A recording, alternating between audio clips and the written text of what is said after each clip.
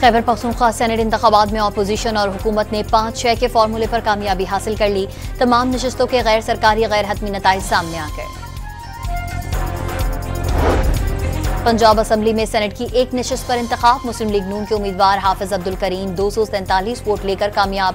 Opposition उम्मीदवार मेहर Abdul Sattar 99 votes लेकर दूसरे नंबर पर रहे।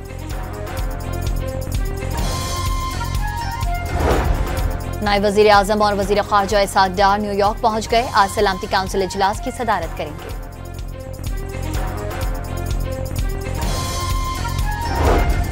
कराची के इलाके कायदाबाद में बेकाबू कार राहगीरों पर चढ़ दौड़ी। हादसे में बच्चा जाँ बहक, खवातीन और बच्चों समेत 7 अफराद जख्मी हो गए। और सरगोदा के इलाके कोट मोमिन में खस्ता हाल मकान की छत गिर गई। एक शख्स जाँ बहक, 6 जख्मी हो गए।